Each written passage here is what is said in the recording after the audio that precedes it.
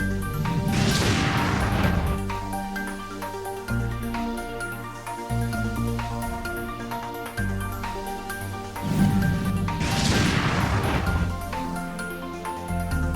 இருக்கீங்க? சூப்பரா. நாங்க எப்படி இருக்கிறோம்னா பயங்கர சூப்பரா இருக்கும். எப்படி இருக்கிறோம்?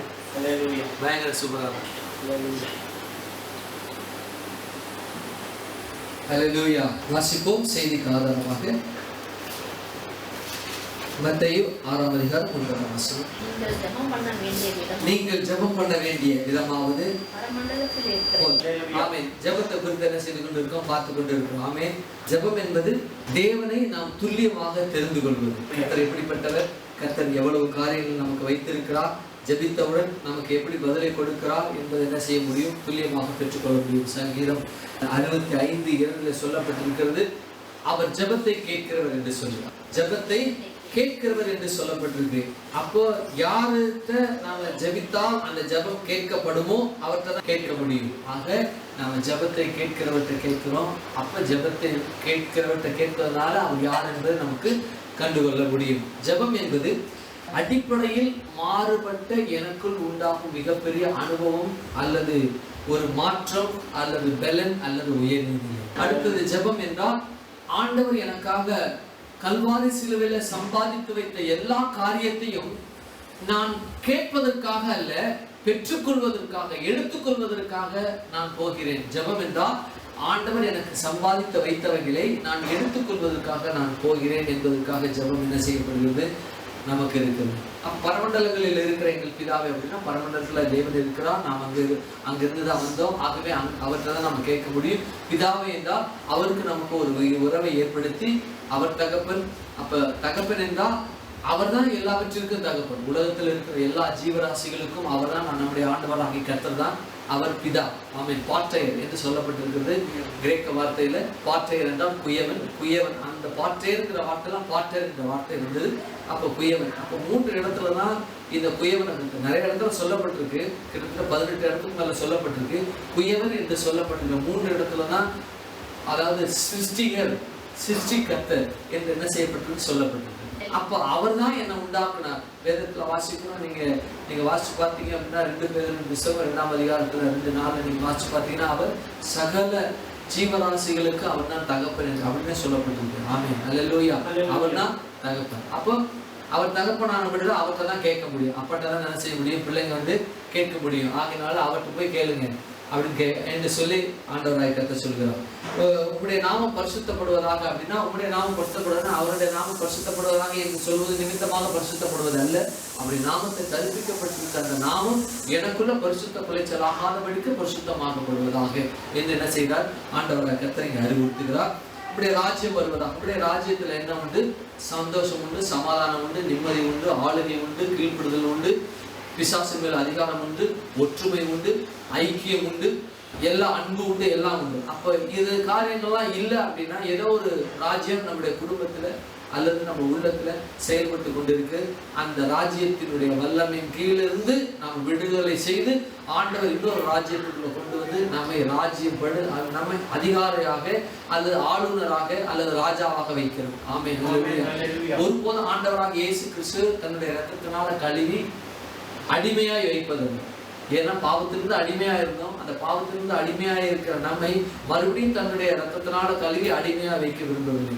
பிள்ளையாய் என்ன செய்யறார், சுயாதீனமாய் இருக்க வேண்டும் என்று சொல்லி, சுயாதீனத்தின் புத்திரனாக இருக்க வேண்டும் என்று சொல்லி தன்னுடைய இரத்தத்தினால கழுவி அடிமைத்தனத்திலிருந்து இன்னொரு அடிமைத்தனம் அல்ல, அடிமைத்தனத்திலிருந்து புத்திர சுவிகாரத்தின் உடைய ஆவி நமக்கு கொடுத்து மகன் மகள் என்று கூறக்கூடிய அழைக்கக்கூடிய என்ற உறவை நமக்கு ஏற்படுத்தும்படி ஆண்டவராய் கர்த்தர் என்ன செய்கிறார், உண்டாக்குகிறார். ஆமென். அல்லேலூயா. அப்ப ராஜ்யத்துல என்ன உண்டு, ஆளுகை உண்டு, சந்தோஷம் உண்டு, சமாதானம் உண்டு, நிம்மதி உண்டு, ஒற்றுமை உண்டு, எல்லாம் உண்டு. நம்ம குடும்பத்துல அதெல்லாம் இருக்குன்னா ஆண்டவருடைய ராஜ்யம் செயல்பட்டு கொண்டு இருக்கு. அப்ப என்ன செய்யணும், இல்லை அப்படின்னா இவைகள்லாம் இல்லை அப்படின்னா உம்முடைய ராஜ்யம் வருவதாக போதும். ஆமென்.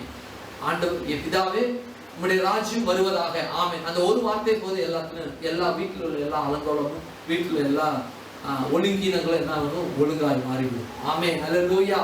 அப்ப அவருடைய ராஜ்யத்துடைய வல்லம் என்ன செய்யும், பலன் செய்ய ஆரம்பிக்கும் நம்முடைய குடும்பத்தில். ஆமென். அடுத்தது உங்களுடைய சித்தம் பரமண்டலத்தில் செய்யப்படுவது போல பூமியில செய்யப்படுவதாக. அப்ப பூமியில என்ன சித்தம் செய்யப்படல, ஏதோ ஒரு சித்தம் செய்யப்பட்டு கொண்டு இருக்கிறது.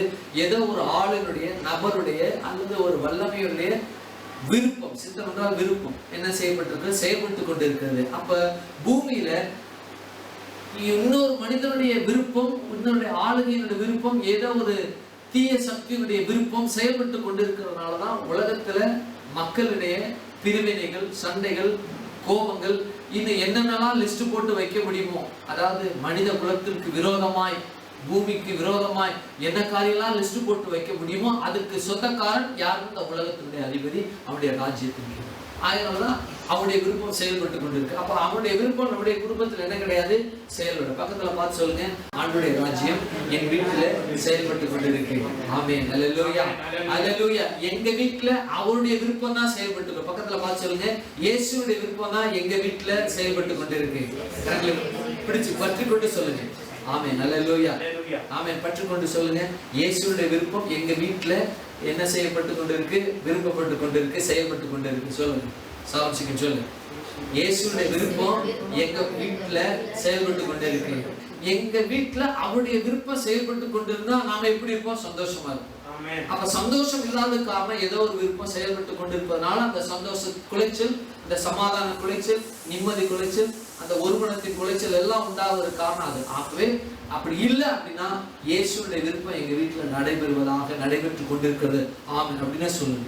அப்படின்னு என்ன சொல்லுங்க, சொல்லுங்க. ஒருவேளை சகோதரருக்குள்ள ஏதாவது ஒரு சண்டை இருக்குமானா, மனைவி கணவனுக்குள்ள இருக்குமானா என்ன செய்யுங்க, உடனே கைப்பிடிச்சு இயேசுடைய விருப்பம் செயல்பட்டு கொண்டிருப்பதாக சொல்லி என்ன செய்யுங்க, செய்துருங்க. உடனே தேவனுடைய விருப்பம் என்ன செய்யணும், செய்யப்பட்டு விடும். அல்லேலூயா, அல்லேலூயா. அப்ப ஆண்டவருடைய விருப்பம் செயல்படும்.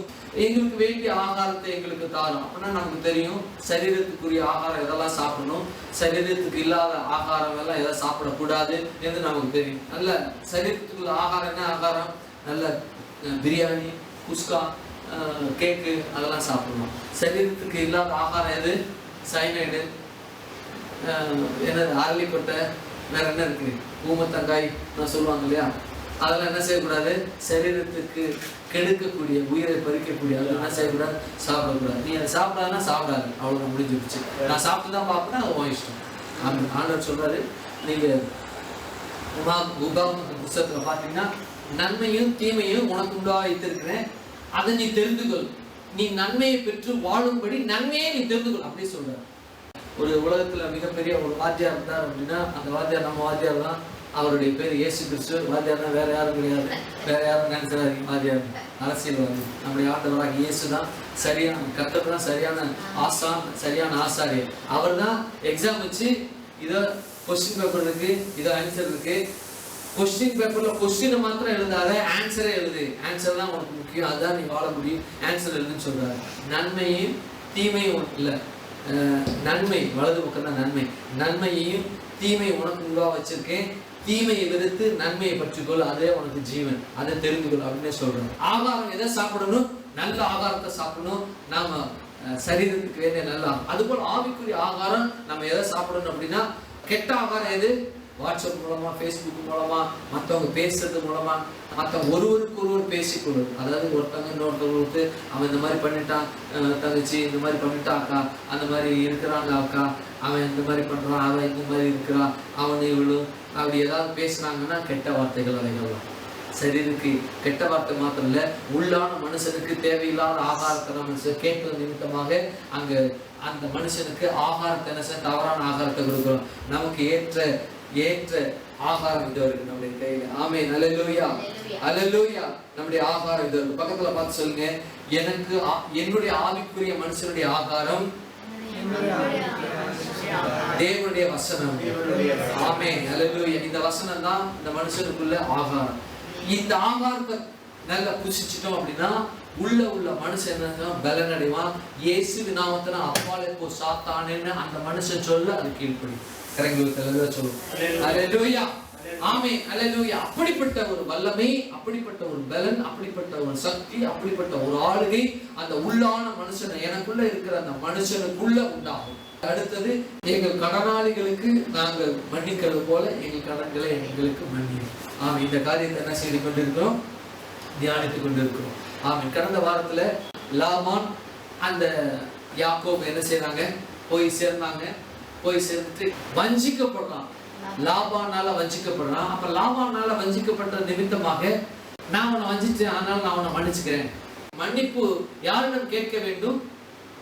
யாக்கோபிட்ட கேட்கணும். நான் உன்னை தவறுதெல்லாம் நான் நடத்திட்டேன், உன்னை கீழ்த்தரமா நடத்திட்டேன், உன்னை வஞ்சிட்டேன், 10 முறை நான் உன்னை வஞ்சிட்டேன், ஆகினால என்ன மன்னிச்சுக்கோன்னு சொல்லி என்ன செய்யறேன், மன்னிப்பு கேட்க வேண்டும். கடனாளிகளுக்கு அப்படின்னா யார் கடனாளி அப்படின்னாக்கா, யாக்கோபு மன்னிக்கப்பட வேண்டிய கடனாளி யாருனாக்கா லாபான். அப்ப லாபானை யாக்கோபு மன்னிக்க வேண்டும், அவன் மன்னித்தான். என்ன செய்ய, முத்தம் செய்து என்ன செய்ய, உன் முத்தம் வேணா நீயும் வேணா, நான் 10 முறை வச்சுட்டேன், போய் அவன் வேலையை பார்த்து சொல்லவே என்ன செய்யல, சொல்லவே இல்லை. என்ன செய்யறான், முத்தம் கொடுத்த உடனே 2 பேரும் என்ன செய்யறாங்க, முத்தமிட்டு என்ன செய்யறாங்க, ஒருவர் மன்னித்தார்கள் என்று சொல்லப்பட்டிருக்கிறது. முத்தம் கொடுப்பது என்னென்றால், லாபான் யாக்கோபை கட்டி தழுவி, தன்னுடைய 2 பிள்ளைகளையும் கட்டி தழுவி, பேர பிள்ளைகளாம் கட்டி தழுவி முத்தம் கொடுத்தான். முத்தம் கொடுத்த உடனே என்ன அர்த்தம் அப்படின்னா, நான் தவற ஒற்றுக்கொள்கிறேன், என்ன செய்ய மன்னித்துக்கொள் என்பதற்கு அடையாளமாக முத்தம் என்ன செய்யப்படுகிறது, அங்கே பரிமாறப்படுகிறது. அங்கே கொடுத்தாங்க.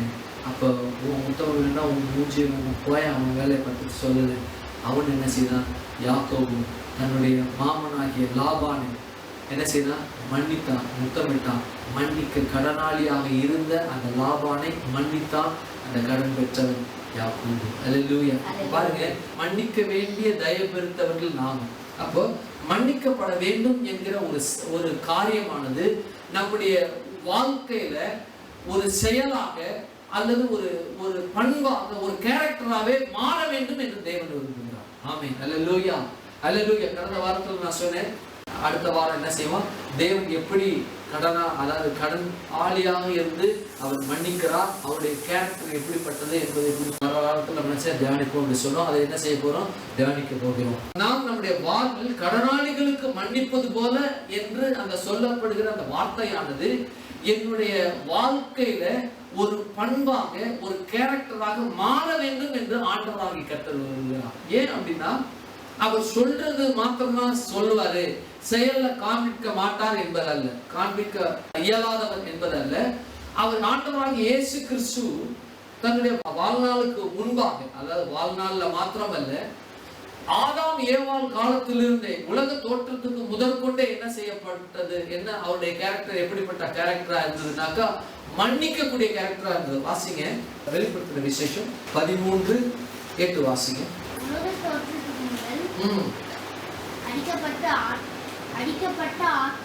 சத்தமா வாசிங்க. உலக தோற்றம் முதல் அடிக்கப்பட்ட ஆட்டுக்குட்டியினுடைய ஜீவ புஸ்தகத்தில் பேரெழுதப்பட்டிராத போதும். பாருங்க, உலக தோற்றம் முதல் அடிக்கப்பட்ட ஆட்டுக்குட்டி. 1 பேதுரு 1:20 வாசிங்க. 1 பேதுரு 1:20. அவர் உலக தோற்றத்திற்கு முன்னே போதும். நல்லா கவனிச்சுங்க, உலக தோற்றத்துக்கு முதல் எப்படிப்பட்டவர் குறிக்கப்பட்ட. ஏன்னா பாருங்க, உலக தோற்றம் முதல், அப்போ பூமிங்கிறது ஒரு ஃபார்மேஷன் இல்லாத போது ஆண்டவராகிய இயேசு கிறிஸ்துவை நமக்காக, நம்முடைய பாவங்களுக்காக மன்னிப்பை உண்டாக்கினபடினால்தான் என்ன செய்தார், அடிக்கிறதுக்காக. ஆமென். அல்லேலூயா, ஆமென். அல்லேலூயா. உலக பூமிங்கிற ஒரு ஃபார்மேஷன், ஒரு உருண்டை, ஒரு பொருள் இல்லாததற்கு முன்பாகவே ஆண்டவராகிய இயேசு கிறிஸ்துவை பிதாவாகிய தேவன் என்ன செய்தாரா, நம்முடைய பாவங்களை மன்னிக்கத்தக்கதாக மன்னித்து அடிக்கப்பட்டார். அவருடைய எண்ணத்திலே அடிச்சிட்டார், நினைவிலே அடிச்சிட்டார். அப்ப பாருங்க, அவருடைய கேரக்டர் எது வரைக்கும்னா, நாம பாவம் செய்து ஆதாமேவால் பாவம் செய்ததற்கு முன், அல்லது பாவம் செய்த அந்த வேளை, அல்லது பாவம் செய்த அந்த சன பொழுது அல்ல, அதற்கு முன் பூமிங்கிற அந்த ஒரு உருண்டை, ஒரு கோலம் என்கிற அந்த ஒரு காரியம் உருவாவதற்கு முன்பாகவே இயேசு கிறிஸ்துவை தன்னுடைய மனதிலே என்ன செய்தார், நம்ம மேல் அன்பு வைத்து நம்ம பாவத்தை மன்னித்தார். அவர் கேரக்டர் எவ்வளவு வரைக்கும் போதும், அவருடைய பண்பு எவ்வளவு வரைக்கும் போதும், உலக தோற்றத்துக்கு முன்பே என்ன செய்தாரா, அவரை அடித்தார். ஆமென். அல்லேலூயா. அப்படிப்பட்ட ஒரு பண்பு உள்ள, அப்படிப்பட்ட ஒரு குணாதிசயம் உள்ள, அப்படிப்பட்ட அந்த பண்பை, குணாதிசயத்தை வெளிப்படுத்துகிற தேவனை நாம் என்ன செய்து ஆராதித்துக் கொண்டிருக்கிறோம். அப்ப அவருடைய சிந்தை பாருங்களேன், நல்லா தெரியும். நம்ம உலகத்தை உண்டாக்கும்னு தெரியும். அந்த உலகத்துல ஆதாம் ஏவாள் என்கிற 2 பேரை உண்டாக்குவோம் நல்லா தெரியும். அப்ப அவங்க பாவம் செய்வாங்கன்னு நல்லா தெரியும். அப்ப பாவம் செய்து அவர்களை தண்டிக்கணும், அதுதான் உண்மை. என்ன செய்யணும்? பாவம் செய்து அவர்களை தண்டிக்க வேண்டும். ஏன்னா அவர் பரிசுத்தர். அந்த பரிசுத்தத்தோடு தான் நம்ம என்ன செய்ய முடியும்? ஆண்டவர்கிட்ட நம்ம போக முடியும். அசுத்தமாக பாவ நிலையில தேவனிடத்தில் நம்ம போக முடியாது. ஆனா அவர் விரும்புறாரு, இவன் பாவத்தோடு இருக்கிறான், அசுத்தத்தோடு இருக்கிறான், என்னிட்ட வர முடியாது, இவனை பரிசுத்தப்படுத்தி கழுவி என்ன செய்யணும்? என்னண்டை நான் கூட்டி சேர்க்க வேண்டும் என் பிள்ளைகளை.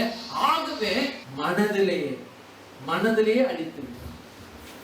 ஆமென். காலையில இன்றைக்கு நமக்கு சபை இருக்கு நல்லா தெரியும். எப்ப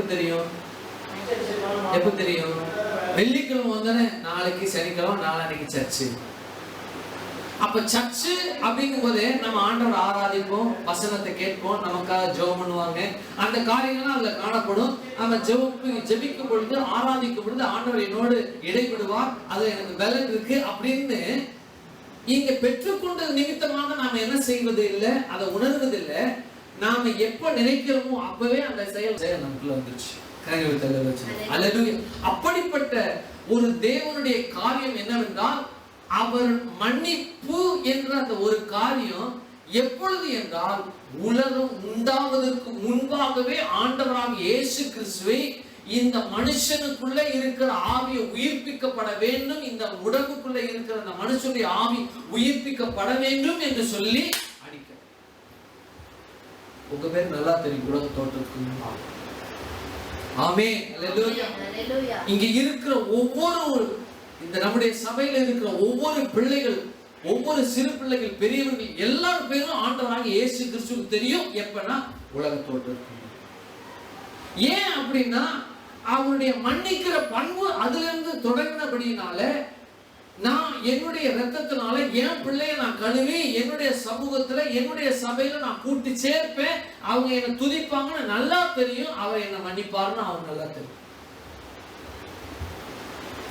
நான் கிறிஸ்தவனா தான் இருந்தேன், ஆனா இயேசுவை ஏற்றுக்கொள்ளல. சாதாரண மனுஷன் இருக்கிறவனாக தான் நான் இருந்தேன். ஜூலிக்கே நல்லா தெரியும், என்னுடைய நண்பர்களுக்கு எல்லாம் நல்லா தெரியும். ஆனா நான் என்ன ஒருபோதும் நான் கனவுல கூட நினைச்சு பார்த்ததில்ல நான் ஊழியக்காரனா வருவேன் அப்படின்னு சொல்லி. என்ன ஊழியக்காரனா வரணும்னு சொல்லிட்டு பெயர் கிறிஸ்தவனா இருக்கும் பொழுது நிறைய சந்தர்ப்பங்கள்லாம் வந்தது. ஒரு பிபிஎஸ்க்கு என்னை டைரக்டரா போட்டாங்க, என்னை திருச்சிக்கு போக சொன்னாங்க. எனக்கு டெலிகிராம் வந்துச்சு. நான் ஒரு 7 நாள் என்ன செய்யறாங்க, ட்ரைனிங் கொடுத்தாங்க. எல்லா பாட்டும் கற்றுக்கிட்டேன், எல்லாம் இருந்துச்சு. கிட்டார் அப்படி போட்டு எல்லாம் இது பண்ணேன். இப்போதைக்கு பிகினர் மாதிரி தான் இருந்தது, கற்றுக்கிட்டேன். அதனால் என்னை சர்ச்சில் என்ன சொன்னாங்க, தம்பி கிட்டார்லாம் நல்லா வாசிக்கிறார் போல இருக்கு, அனுப்புவான்னு சொல்லிட்டு என் நம்பரை எழுதி கொடுத்தாங்க. எனக்கு தெரியாமலே என்னுடைய நேமை கொடுத்துட்டாங்க. டே உன் நம்பர் நான் கொடுத்துட்டேன், தயவுசெய்து என்னடா நீ போய் ஒரு 7 நாள் தான் சும்மா போயிட்டு வாடான்னு சொன்னாங்க. என்ன செய்ய, சும்மா போயிட்டு வாடா அப்படின்னு சொன்னாங்க. சரி போய் பார்த்தாக்கா அந்த 7 நாள் வரைக்கும் ஒரு நல்ல ஆடல் பாடல் எல்லாமே எப்படி இருந்துச்சு, நல்லா இருந்துச்சு. 7 நாட்கள் வரையிலும் நல்லா பாடல்கள்லாம் இருந்துச்சு. அந்த 7 நாள் முடிஞ்சிட்டு வரும்போது ஏதோ ஒரு பரலோகம் போல இருந்தது. 7 நாள் நல்லா உணர்ந்து முடியுது. அதை முடிச்சுட்டு அந்த சென்ட் தாமஸ் போன்ற ஒரு ஸ்கூல்ல தான் என்ன செய்யப்பட்டது, அது எனக்கு அந்த ட்ரைனிங் கொடுத்தாங்க. அந்த ட்ரைனிங் எல்லாம் இருந்தது. காலை மத்தியானம் சாப்பாடு எல்லாம் அப்படியே கொடுத்தாங்க. துணியெல்லாம் எடுத்து பெண்ணை எல்லாம் காலையில் எழுந்திரிக்கணும், சாப்பிட நல்லா தான் இருந்துச்சு. நல்லா காலை எழுந்திரிச்சு ஜபம் சூப்பராக இருந்துச்சு. இன்னும் நல்லா தான் இருக்குது அப்படின்னு சொல்லிட்டு. ஆனால் அப்போ வந்து காலேஜ் படிச்சுக்கிட்டு இருந்ததுனால என்ன ஆயிடுச்சு, கிட்டாரை தூக்கிட்டு மறுபடியும் அங்கே சென்ட் தாமஸ் ஒன்ல பஸ்ஸில் வந்து இறங்குறேன். பஸ்ஸில் வந்து இறங்கி அப்படியே இஎஸ்ஐ ஹாஸ்பிட்டல் அப்படியே நடந்து போகிறேன். பக்கத்தில் தான் வீடு. பார்த்தா ஒரே அசிங்கமான பேச்சுகள், ஒரே நரகத்தில் வந்து இறங்கின மாதிரி கால் இருந்த மாதிரி இருந்துச்சு. அப்போவே என்ன செய்தாரு, ஆண்டவர் முன்குறித்தார். ஆனால் அதை தெரிந்து கொள்ள நல்லா வச்சுக்க, தெரிந்து கொள்ள. சரி 2 நாள் ஆச்சு, 3 நாள் ஆச்சு, உலகம் பழக்கமாயிடுச்சு. ஏன்? ரட்சிப்பு இல்லை, அபிஷேகம், ஆண்டவருடைய கழுவுதல், அந்த கழுவப்படுதல், அந்த மன்னிப்பு, அதை பெற்றுக்கொள்ள, மன்னிப்பை நான் பெற்றுக்கொள்ள. அப்போ ஒரு நாள் நல்லா ஆச்சு, 2ஆவது நாள் நல்லா ஆச்சு, 3ஆவது நாள் என்ன ஆச்சு, டக்குன்னு வந்துருச்சு. என்ன ஆச்சு? 3ஆவது நாள் டக்கு. அதான் அப்போ என்னாச்சு? ஆனா அப்போ எனக்கு தெரியல ஆண்டவர் என்னை தேர்ந்தெடுப்பார் என்று சொல்லி அப்படியே போனோம். அப்படியே இருந்தோம். நாட்கள் வந்து 1995 அக்டோபர் 5ஆம் நாள் என்னுடைய ஸ்பிரிச்சுவல் பர்த்டே. அதுதான் என்னுடைய உண்மையான பர்த்டே என்று சொல்லலாம். ஆவிக்குள்ளான மனுஷன் பிறக்கிற ஒரு பிறப்பு என்பது ஒரு பிறப்பு இல்லை. ஆண்டவராக இயேசு சொன்னாரு, நிக்கதேமுவே நீ இன்னொரு பிறப்பு பிறக்க வேண்டும் என்று சொன்னார். அப்போ நிக்கதேமு கேட்டார், நான் மறுபடியும் என் தாய் வயிற்றுல பிரவேசித்து நான் எப்படி பிறக்கக்கூட எனக்கு வயதாயிடுச்சு அப்படின்னு. ஏன்னா அவங்க அம்மா இறந்துருக்கலாம், ஒரு வேலை இருக்கலாம், கை குற்றிருமா கொலையுமா படுக்கையில் இருக்கலாம். நான் எப்படி என் தாய் வயிற்றுலேருந்து நான் வந்து நான் வரக்கூடும் அப்படின்னா, ஜலத்தினாலும் ஆவியினாலும் பிறவை விட்டால் நான் என்ன செய்ய மாட்டேன், தேவனுடைய ராஜ்யத்தில் பிரவேசிக்க. அப்போ பாருங்க, அந்த மன்னிக்கிற ஆண்டவர், என்னுடைய பாவத்தை மன்னிக்கக்கூடிய மன்னிப்பு ஆண்டவர் என்ன செய்தார்? உலக தோற்றத்துக்கு முன்பாக எனக்கு முன்னாடி என்ன செய்ய முன்குறித்து வைத்தார். ஹல்லேலூயா. அக்டோபர் 5 மறக்க முடியாத நாட்கள் அது. ஆமா, அதுக்கப்புறம் இந்த அந்த புகைப்பிடிக்கிற அந்த நாற்றம் பிணவாடை போல இருக்கு. ஜூலியை கேட்டா நல்லா தெரியும், அவன் மடா குடிக்காரன். எல்லாரும் இவ்வளவு ஃபுல் கிளாஸ்ல கால் ஊற்றி முக்கால் ஊற்றுவாங்க, நான் முழுசு முக்கால் ஊற்றி கால் ஊற்றுவேன். எனக்கு ஹீட் பாடினால எனக்கு என்ன உண்டாவதில்லை, என்ன போதை அதிகமாக வராது. ஆமாம், தெரியும் உங்களுக்கு நினைக்கிறேன். அதனால என்னன்னா அப்படிப்பட்ட ரெகுலராலாம் கிடையாது, மாதம் ஒரு நாள் 2 நாள் என்ன செய்வோம் அப்படின்னு. ஆனால் ரட்சிக்கப்பட்டு அந்த நாளில் என்னுடைய நண்பருக்கு ஒரு திருமணம் நடந்தது. எல்லாம் பாட்டில் இது பண்ணாங்க. அந்த இடத்துல என்னால் இருக்க முடியாது. ஏனென்றால் ஆண்டவர் தன்னுடைய பாவத்தை வச்சு என்னுடைய பாவத்தை வச்சுதான். அந்த பாவத்தினுடைய ரட்சிப்பை பெற்ற எனக்கு அந்த மீண்டும் பிரவேசிப்பது எனக்கு கூடாத காரியமாக, கூடாத காரியம், அரிதுன்னு சொல்லக்கூடாது, கூடாத காரியம், முடியாத காரியமாக நான் மாறிவிட்டது. என்னவென்றால் என் பாவத்தை உலக தோற்றம் முதற்கொண்டு என்னை நினைவு கூர்ந்து மன்னித்த அந்த தேவன் என்ன செய்தேன் தெரிந்து கொண்டேன். அல்லேலூயா. அப்ப நம்ம இங்க உட்கார்ந்து இருக்கிறோம், நான் இப்படிலாம் பேசுவேன் அப்படின்னு எனக்கு தெரியவே தெரியாது. பைபிள் காலேஜ் வந்துச்சு, இவங்கெல்லாம் இப்படி பேசுறாங்களே, இப்படிதான் பேசுறாங்க அப்படின்னு யோசிச்சேன். ரொம்ப சிரமமான வேலை போல இருக்கு அப்படின்னு நினைச்சேன். ஆண்டோடைய வழி நடத்தல், ஆண்டோருக்குள்ள வேதத்தை வாசிக்க கணக்கு கிடைக்கக்கூடாத பொக்கிஷங்கள்லாம் என்ன செய்யப்படுகிறது, இதிலிருந்து வருகிறது. இதை அள்ளி அதை பருகவும் அனுபவிக்கும் ஆண்டவர் இப்படிப்பட்ட ஒரு பெரிய சிலாக்கியத்தை மன்னிப்பு எனக்கு கொடுத்தது. அவருடைய கேரக்டர் எப்படி நான் மன்னிப்பது. ஆமென். அல்லேலூயா. பாருங்க, வாசிங்க ஆதியாகமத்தின் புத்தகம் 3ஆம் அதிகாரம் 9 வாசிங்க. அப்பொழுது தேவனாகிய கர்த்தர் ஆதாமை கூப்பிட்டு, நீ எங்கே இருக்கிறாய் என்றார். அதற்கு அவன், நான் தேவனுடைய சத்தத்தை தோட்டத்திலே கேட்டு ஒளித்துக் கொண்டேன் என்றான். அவர், நிர்வாணி என்று உனக்கு யார் அறிவித்தன்? யார் புசிக்க வேண்டாம் என்று நான் உனக்கு விலகின விருட்சத்தின் கனி புசித்தாயோ என்றார். அப்படியே நிறுத்துங்க, இன்னொரு வாங்க, அப்படியே வாங்க. எசேக்கியேல் 28 வாங்க. அது இந்த பகுதி அப்படியே வச்சுங்க. எசேக்கியேல் 28 அப்படியே எடுத்துங்க. 28:11 அப்படியே வாசி. இந்த பகுதி அப்படியே கையை வச்சுங்க. பின்னும் கர்த்தருடைய வார்த்தை எனக்கு உண்டாகி அவர், நீ தேவனுடைய தோட்டம், நானே வாசிக்கிறேன், நீ தேவனுடைய தோட்டமாகிய ஏதேனில் இருந்தவன் பத்மராகம், புஷ்பராகம், பைரம், படிகப்பச்சை, கோமேதகம், எஸ்பி, எந்திரநீலம், மரகதம், மாணிக்கம் முதலான சகலவித ரத்தினங்களாலும் பொன்னினாலும் உன்னை மூடிக்கொண்டிருந்து, நீ சிருஷ்டிக்கப்பட்ட நாளில் உன் மேல வாக்கியங்களாலும் உன் நாதஸ்வரங்களில் உன்னிடத்தில் ஆயத்தம் பண்ணப்பட்டிருந்தது. நீ காப்பாற்றுகிறதற்கு அபிஷேகம் பண்ணப்பட்ட கேருப், தேவனுடைய பரிசுத்த பர்வதத்தில் உன்னை வைத்தே, அக்னிமயமான கற்களின் நடுவே உலாவினால், நீ சிருஷ்டிக்கப்பட்ட நாள் துவங்கி உன்னிடத்தில் அநியாயம் கண்டுபிடிக்கப்பட்டது மட்டும் உன் வழிகளில் குறைவற்றிருந்தாய். வாசிங்க ஏசாயா 14, அதையும் அப்படியே கையில வச்சுங்க. உன் ஆடம்பரமும் 10ல இருந்து வாசிங்க. அவர்கள் எல்லாரும் உன்னை நோக்கி எங்களைப் போல பலட்சயமானாயோ சமானமானாயோ சொல்வார்கள். உன் ஆடம்பரம் வாத்தியங்கள் முழக்கங்களும் போயிற்று, புழுக்களே போர்வை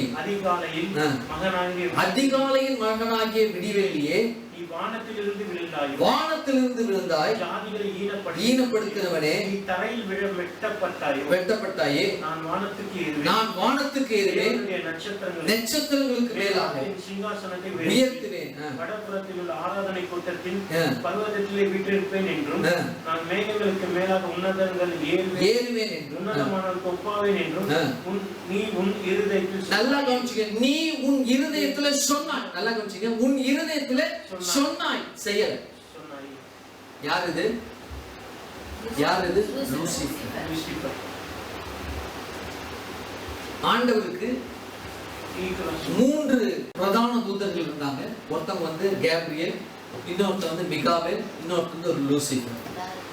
கேப்ரியல் என்ன செய்வான் அப்படின்னா, ஆண்டவரிடத்திலிருந்து செய்திகளை கொண்டு சென்று மக்கள்கிட்ட சொல்றது, மக்கள்கிட்ட தெரிவிக்கிறது. மக்கள்கிட்ட இருக்கிற காரியங்கள் ஆண்டவருக்கு தெரியாதல தெரியும், இருந்தாலும் என்ன செய்யறது, கொண்டு செல்லும். மிகாவேல் என்ன செய்வான் அப்படின்னா, அவன் தான் வந்து அதாவது போரிடுவதற்காக, அதாவது சண்டைக்காக, அதாவது சேனைகளின் கர்த்தர், அந்த சேனைக்கு தலைவராக இருந்து அந்த தலைவன் ஆர்க் ஏஞ்சல் சொல்லுவாங்க, அவனுடைய மிகாவேல்.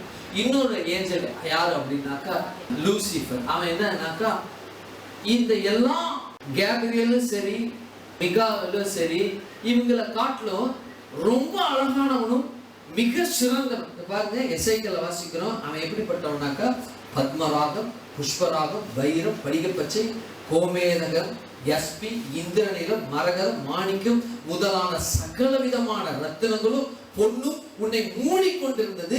நீ சிருஷ்டிக்கப்பட்ட நாளில் உன் மேல வாத்தியங்களும் உன் நாகஸ்வரங்களும் உன்னை ஆயத்தம் பண்ணப்பட்டிருக்கிறது.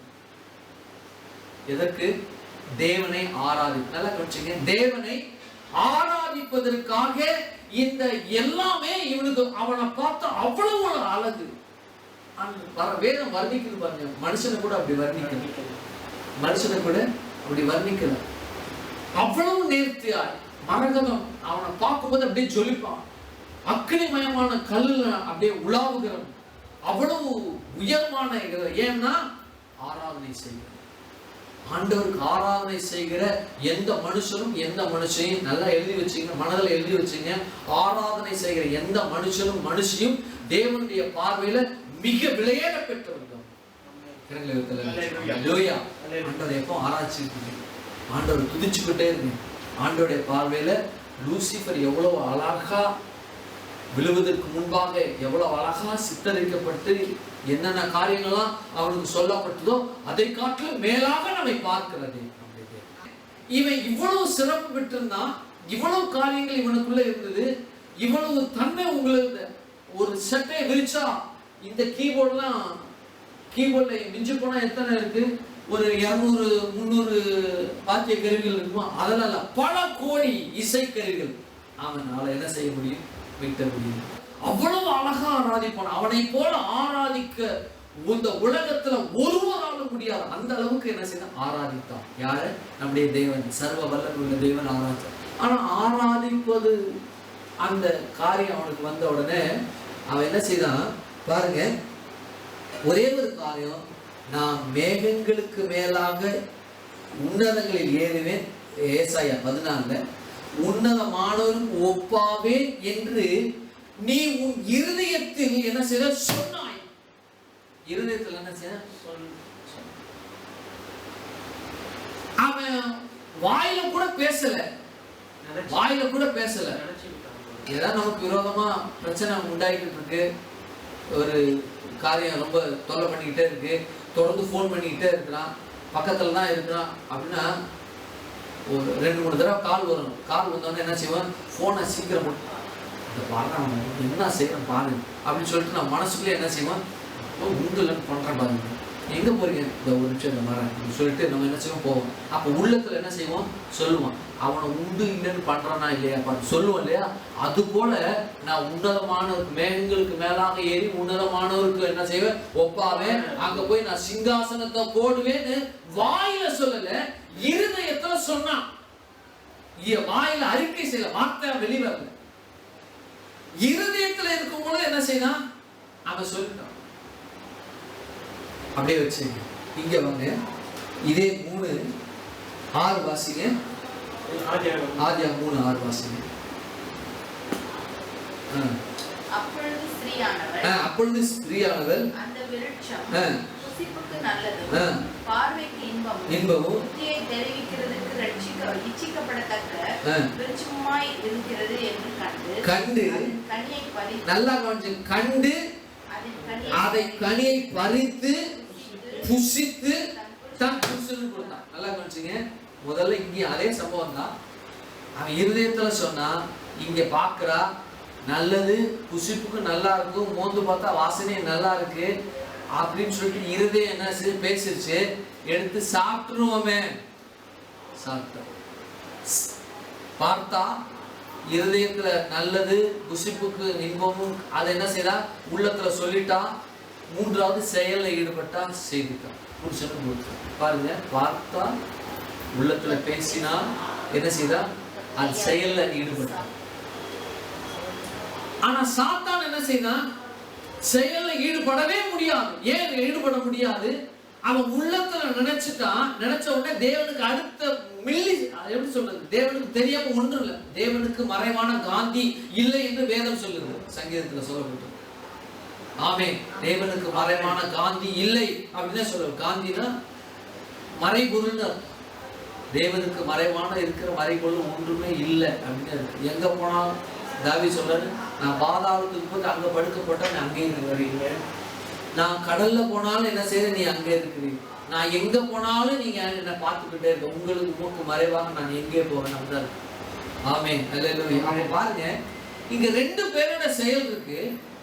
தேவதூதன் அவன் ஆராதனைக்கு மிகவும் பிரியமானவன்.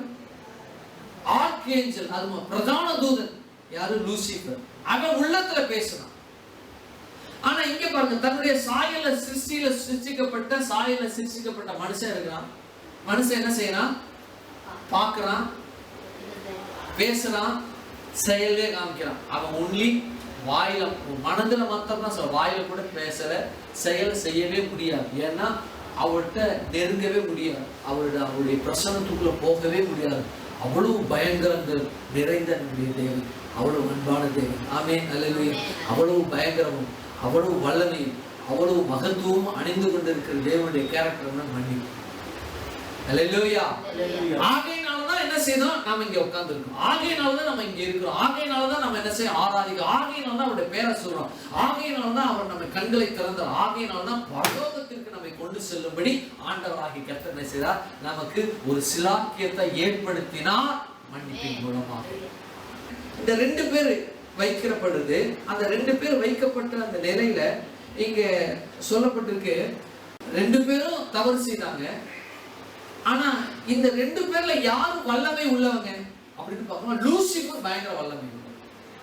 ஏன்னா தேவனிடத்திலிருந்து தேவனுடைய சமூகத்துல வரைக்கும் போற அளவுக்கு இருக்கிறான். அப்படின்னா படைக்கப்படுவதற்கு முன்பாக மனுஷனை ஒப்பிட்டு பார்க்கும் பொழுது அவன் தான் வல்லமை உள்ளவனா இருக்கும்.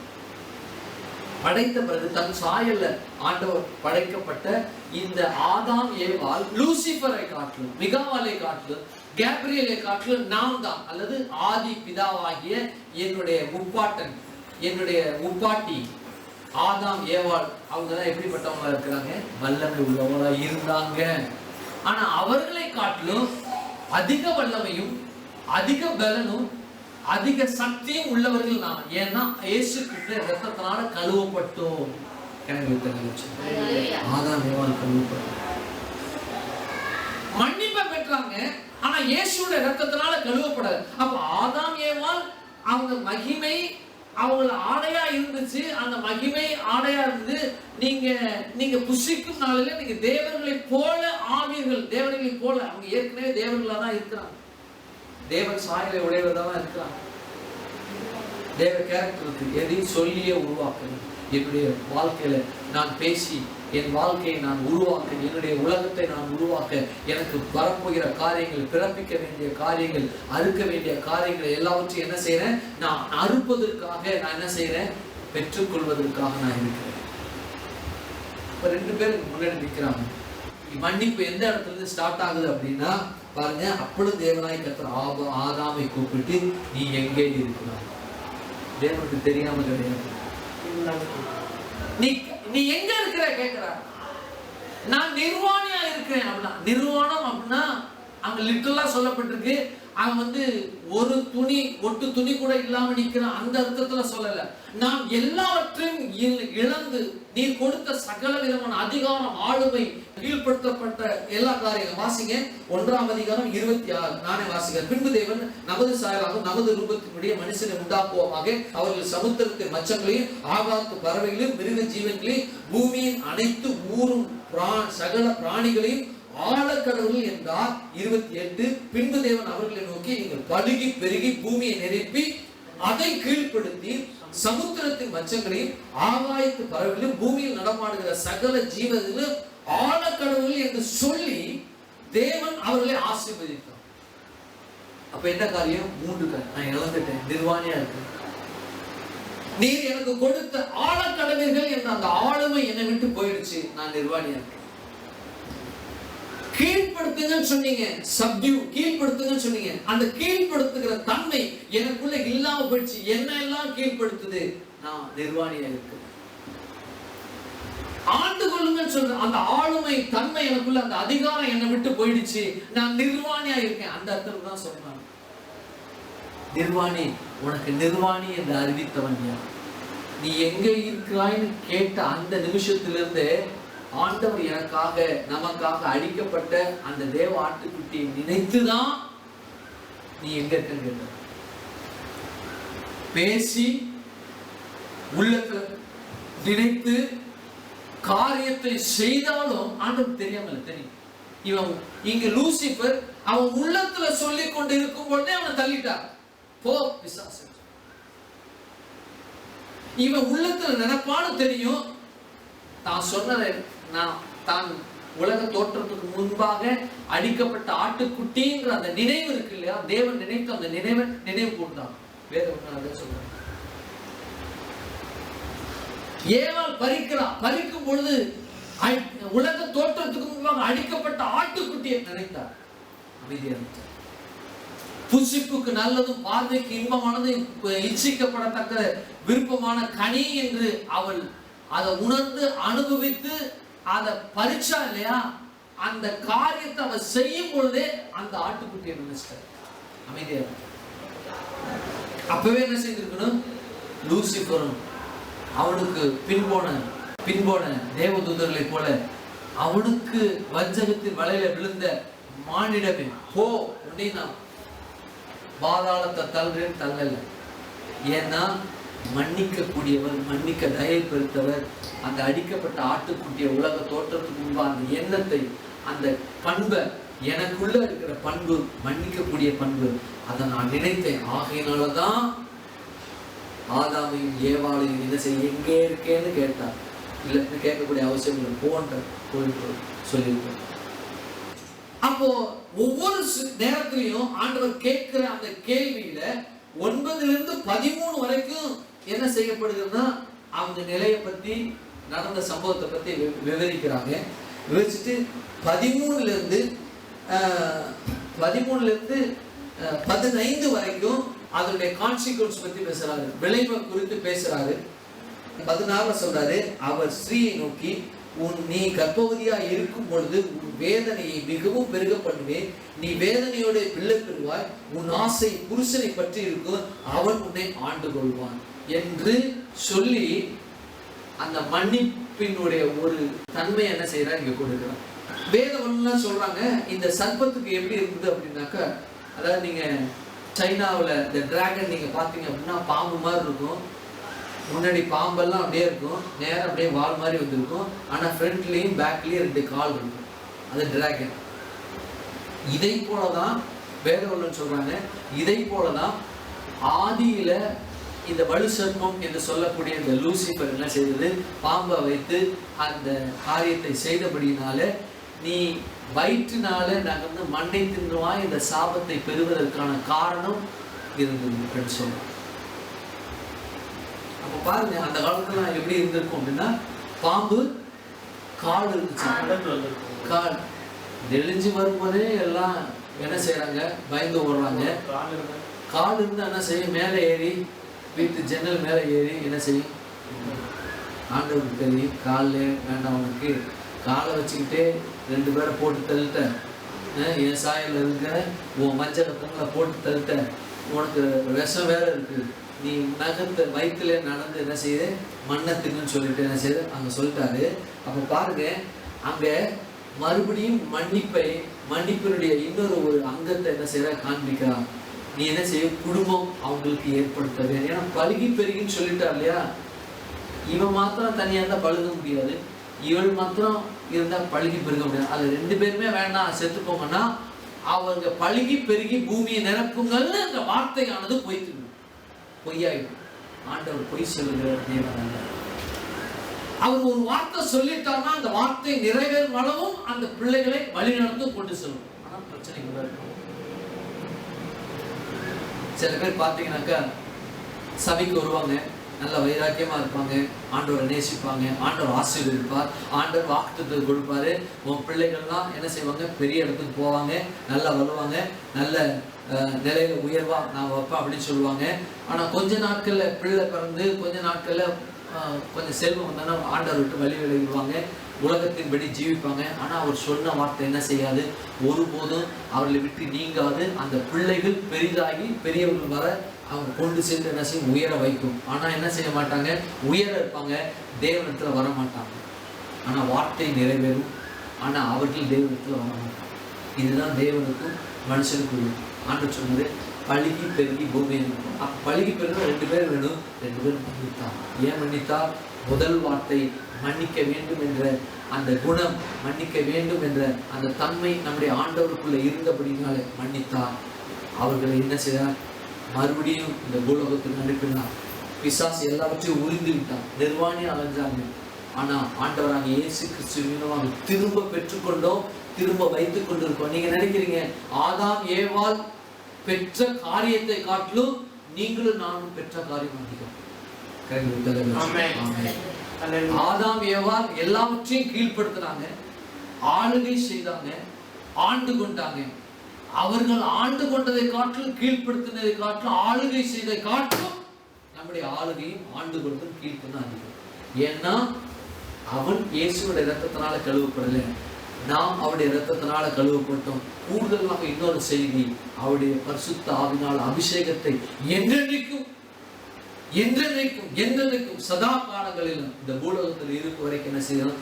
அதை நமக்குள்ள அனுபவித்துக் கொண்டிருக்கும் பரிசுத்த ஆவின் அபிஷேகத்தை. ஆகவே என்ன செய்யணும்? அதை பெற்றுக்கொள்ள. இன்னும் எப்படிப்பட்ட ரீதியில ஆண்டவர் மன்னிக்க தயவுபடுத்து மன்னித்தார், மன்னிக்கக்கூடிய கேரக்டர் அவருக்குள்ள இருந்து வருகிற நாட்டில் பார்க்கணும். கண்டிப்பாக